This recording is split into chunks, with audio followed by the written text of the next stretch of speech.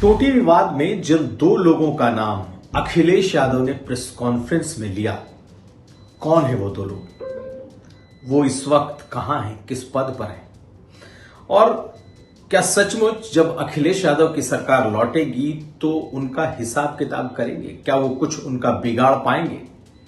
इसलिए क्योंकि ये सवाल भी उठने लगे हैं कि उनके समर्थन में भी अब लोग खड़े होने लगे हैं। कौन है वो दोनों और क्या सचमुच अखिलेश यादव की इस चेतावनी को इन्हें गंभीरता से लेना चाहिए। जानेंगे उनकी कहानी।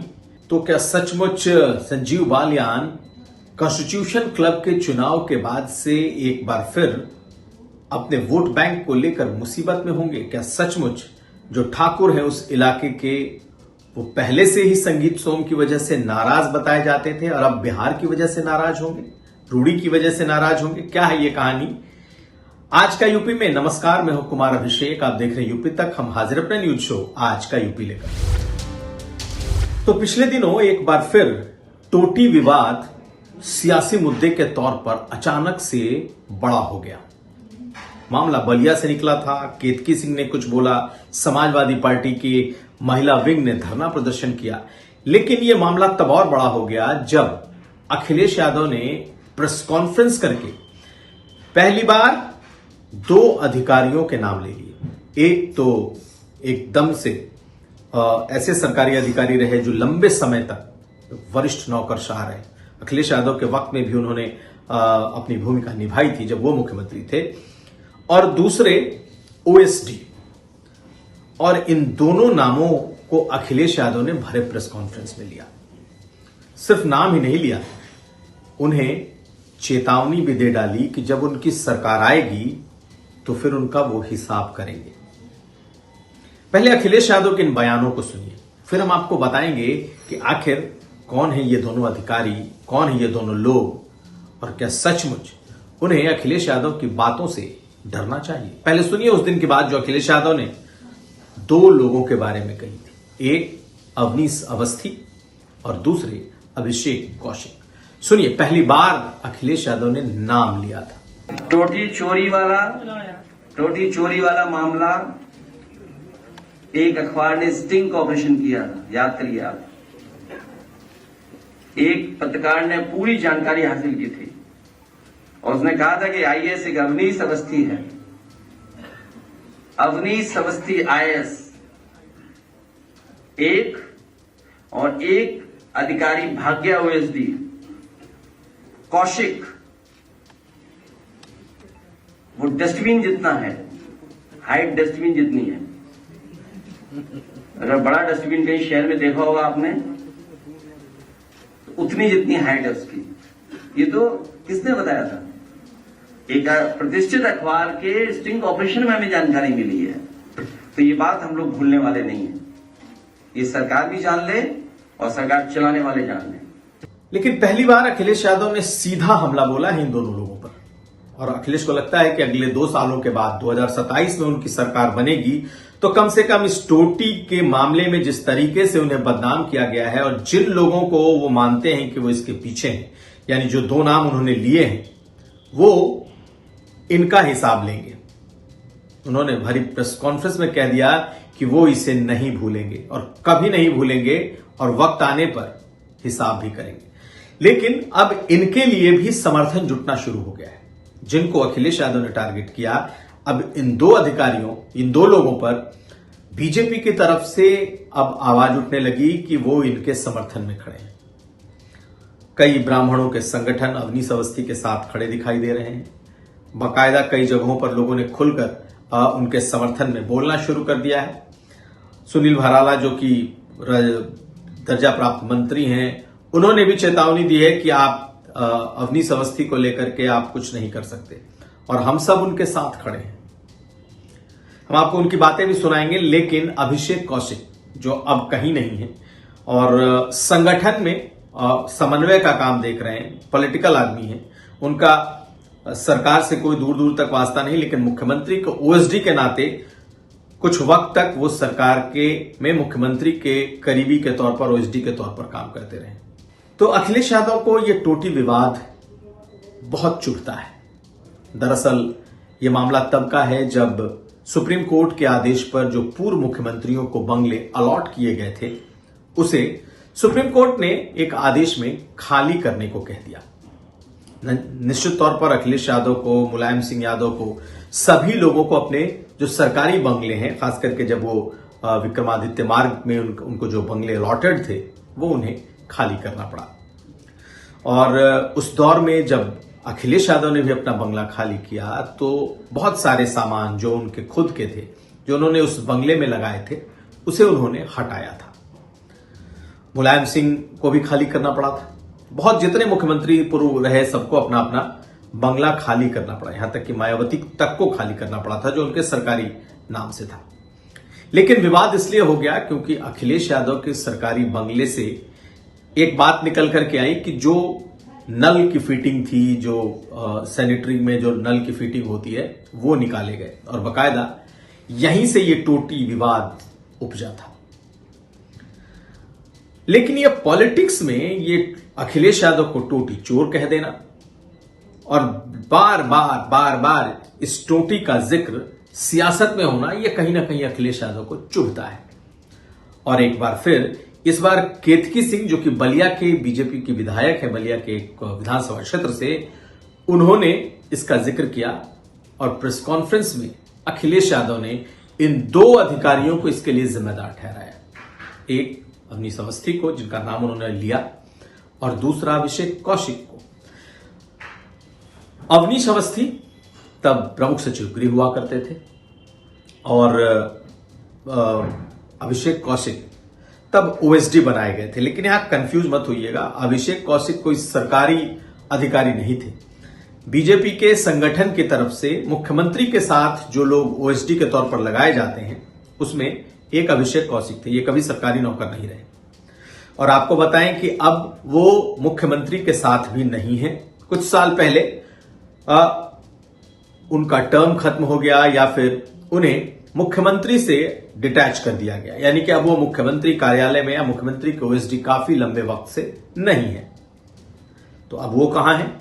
अब भी वो बीजेपी के संगठन से जुड़े हुए हैं और ज्यादातर वक्त या तो प्रदेश अध्यक्ष भूपेंद्र चौधरी या फिर जो संगठन महामंत्री हैं भूपेंद्र सिंह, उनके साथ समन्वय और पार्टी का काम देखते हैं। दूसरी तरफ अवनीश अवस्थी, जो कि सबसे ताकतवर नौकरशाह रहे, और सबसे ताकतवर इसलिए क्योंकि इनके पास कई कई विभाग रहे और वो मुख्यमंत्री के अगर सबसे करीब या करीबी किसी शख्स को आज के समय में भी जाना जाता है तो वो अवनीश अवस्थी है।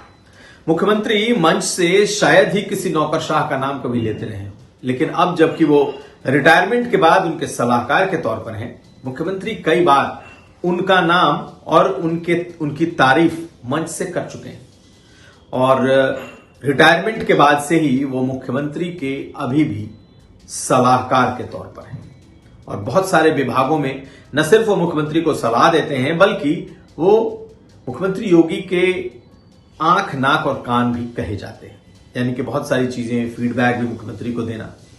अब ये दोनों अधिकारी अभिषेक कौशिक पश्चिम से आते हैं और अवनीश अवस्थी को तो अखिलेश यादव भी बेहतर तरीके से जानते हैं क्योंकि उनके वक्त भी बड़े बड़े पदों पर, सरकारी पदों पर सेक्रेटरी के तौर पर ये काम कर चुके हैं। तो ये दोनों नाम अखिलेश यादव ने ले लिए और एक तरीके से चेता भी दिया कि जब उनकी सरकार आएगी तो इनके साथ जो उन्होंने इनके साथ किया है, यानी जो अखिलेश यादव के साथ इन लोगों ने किया है, अब उसका हिसाब लेंगे।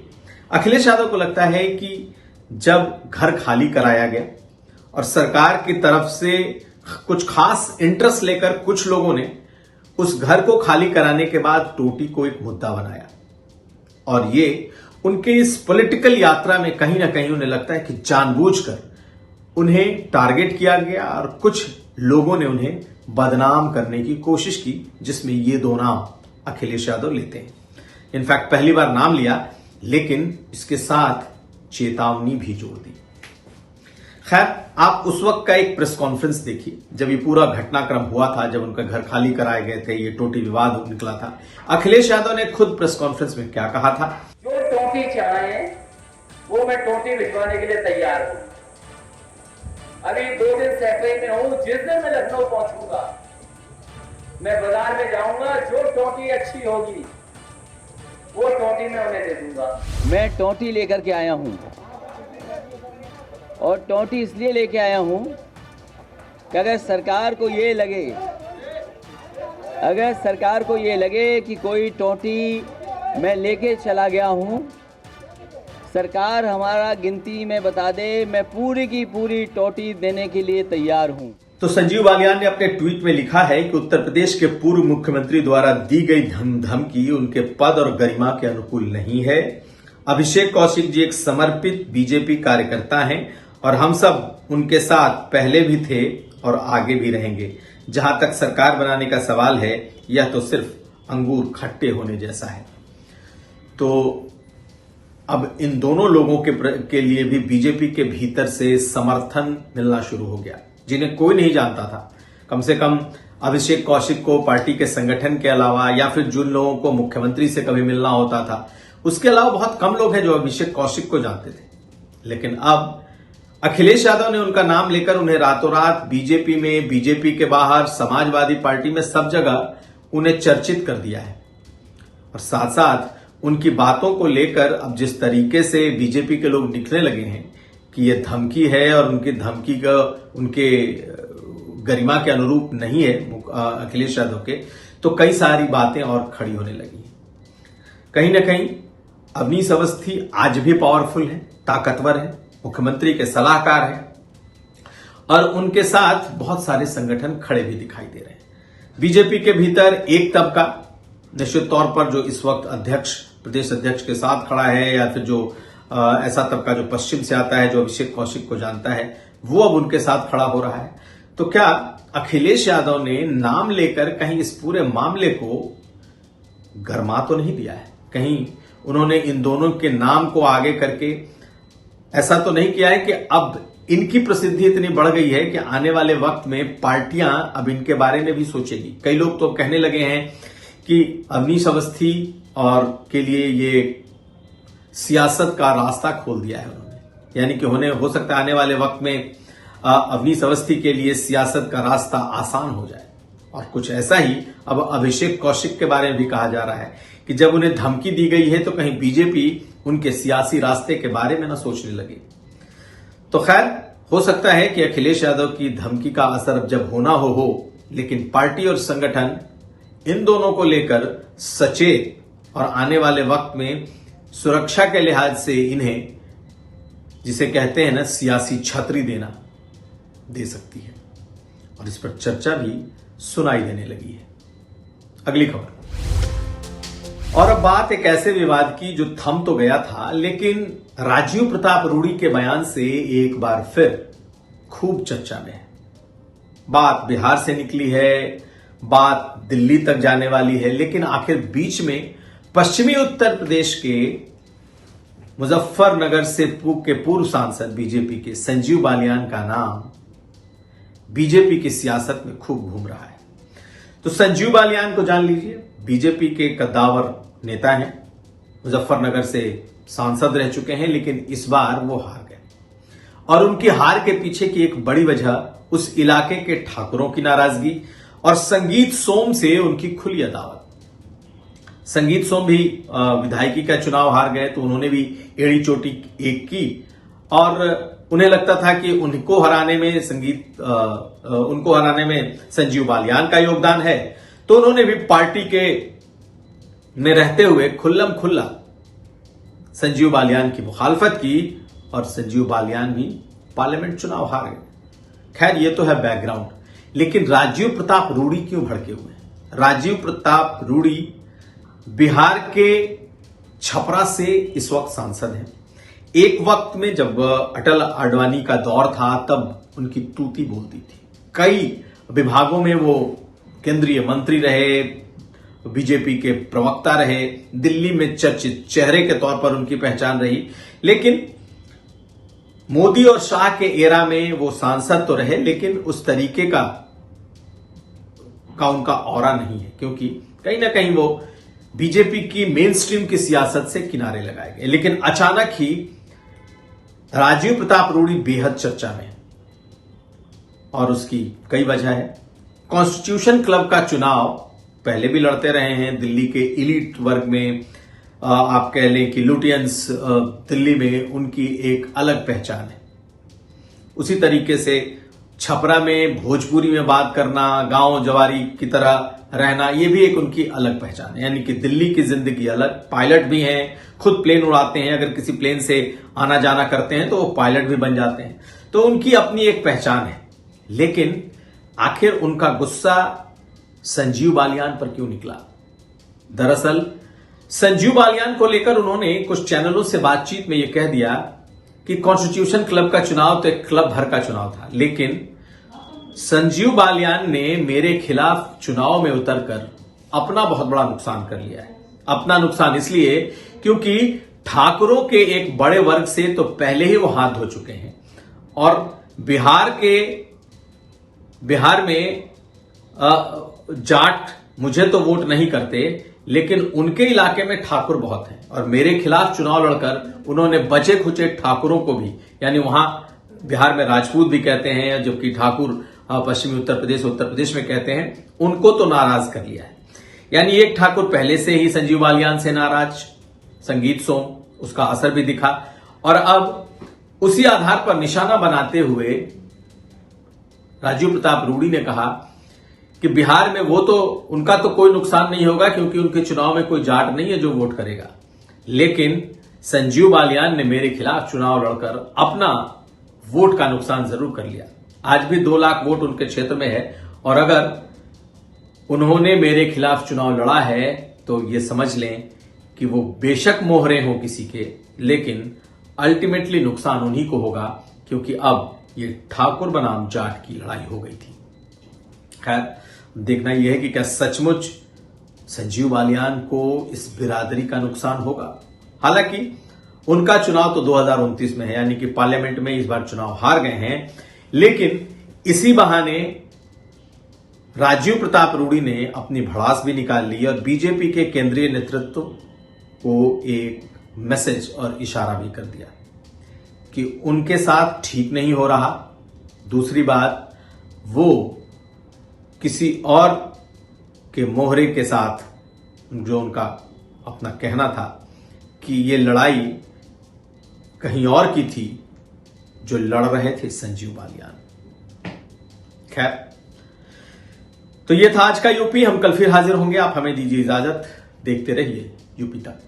आपको अगर वीडियो अच्छा लगे तो लाइक करें, शेयर करें और सब्सक्राइब जरूर करें, लेकिन हमें आपके कमेंट का इंतजार रहेगा। बहुत शुक्रिया।